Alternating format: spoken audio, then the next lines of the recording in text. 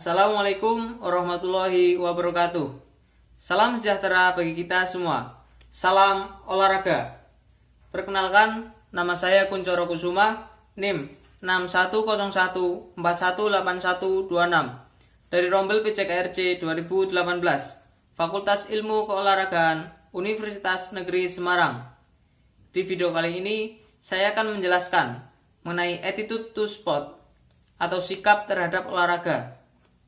Perlu kita ketahui, sikap atau attitude merupakan suatu hal penting yang harus dimiliki oleh setiap individu dalam melakukan kegiatan pembelajaran, bermasyarakat, berkomunikasi dengan orang lain, ataupun saat melakukan kegiatan berolahraga. Baik, untuk itu lebih jelasnya, mari kita simak video berikut ini.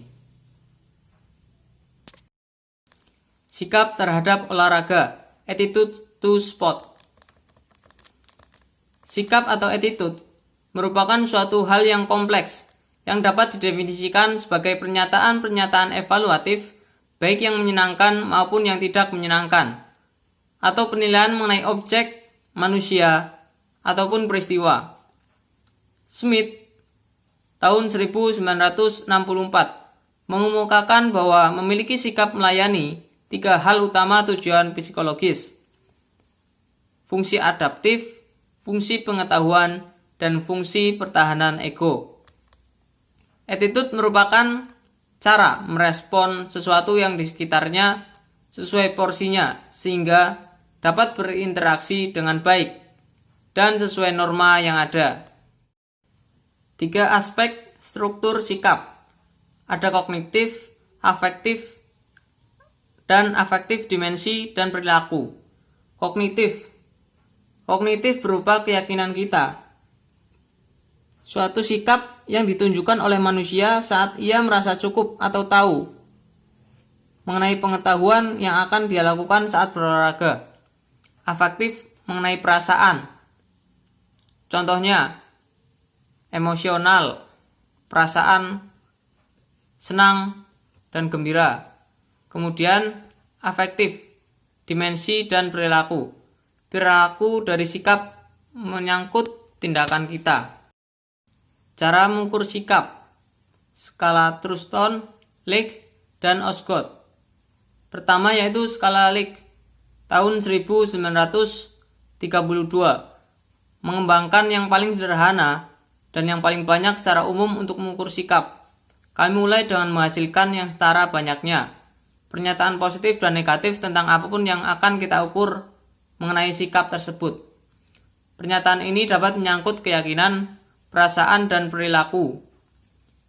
Kemudian, masyarakat diminta untuk menanggapi pernyataan, biasanya pada skala 5 poin, mulai dari SA. SA yaitu dengan kuat setuju, untuk sangat tidak setuju, yaitu berlambangkan SD.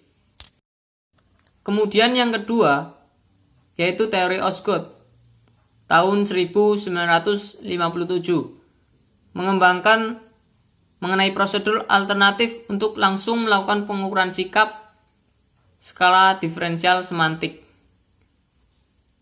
Pengukuran sikap teori Osgood berisi mengenai serangkaian karakteristik bipolar, yaitu 2 kutub, atau dilakukan pengukuran dengan melakukan perbandingan. Yang ketiga yaitu teori Houston. Teori ini percaya bahwa penting bagi kita untuk mengetahuinya seberapa positif atau negatif setiap pernyataan dalam sebuah skala. Bukan hanya apakah itu positif atau negatif. Ini dicapai dengan memiliki panel dari setidaknya 50-100 hakim yang akan menilai dari pernyataan positif atau negatif tersebut. Keuntungan dari ini adalah ketika kamu menjumlahkan skor seseorang, kita dapat memberikan bobot pada pernyataan yang sangat positif dan yang sangat negatif lebih banyak daripada hanya pernyataan yang agak positif. Jadi pernyataan yang akan dihasilkan akan menang mutlak karena memiliki jumlah perbandingan yang banyak. Kemudian Faktor-faktor yang mempengaruhi sikap terhadap olahraga: lingkungan, kebudayaan, orang-orang dekat, media massa, emosional, agama, dan faktor keturunan atau gen. Di lingkungan tersebut, banyak orang yang melakukan aktivitas olahraga, maka kita akan tergugah atau termotivasi untuk melakukan kegiatan olahraga tersebut. Kemudian faktor pendidikan. Faktor pendidikan mengenai ilmu pengetahuan yang kita miliki untuk disalurkan terhadap suatu olahraga tertentu. Kemudian kebudayaan. Kebudayaan terbentuk berdasarkan budaya dalam masyarakat setempat atau individu yang menempati wilayah tersebut. Kemudian orang dekat. Tidak ingin mengecewakan orang-orang yang ada di sekitarnya atau orang-orang terdekatnya. Kemudian media massa. Media massa menyampaikan pesan, membawa sugesti dalam mempengaruhi aktivitas olahraga yang kita lakukan. Kemudian emosional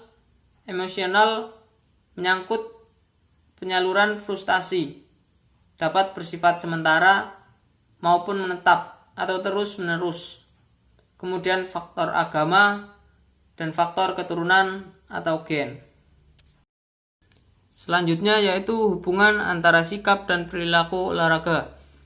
Dengan berolahraga teratur, maka fungsi organ tubuh bekerja secara normal, sehingga dalam melakukan kegiatan atau aktivitas sehari-hari menjadi maksimal. Kemudian perilaku yang baik akan tertanam, baik saat olahraga maupun kegiatan lainnya, seperti disiplin, percaya diri, tertib, sportif, dan lain sebagainya. Kemudian trans-theoretical model, perubahan perilaku yang didasarkan pada kesiapan individu untuk melakukan tindakan yang lebih sehat, memberikan strategi atau proses perubahan untuk memandu individu berperilaku sehat melalui tahapan perubahan dan memelihara kesehatan. Model ini menjelaskan bagaimana individu memodifikasi perilaku bermasalah dan memperoleh perilaku positif.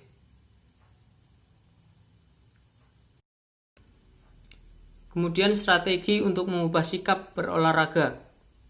Berdoa sebelum melakukan kegiatan, agar kegiatan yang kita lakukan berjalan dengan lancar.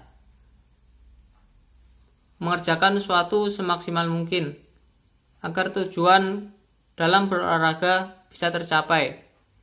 Bergabung dengan komunitas olahraga, membuat jadwal rutinan berolahraga, dan memainkan permainan sesuatu sesuai aturan yang berlaku, sehingga sikap olahraga dapat tercapai.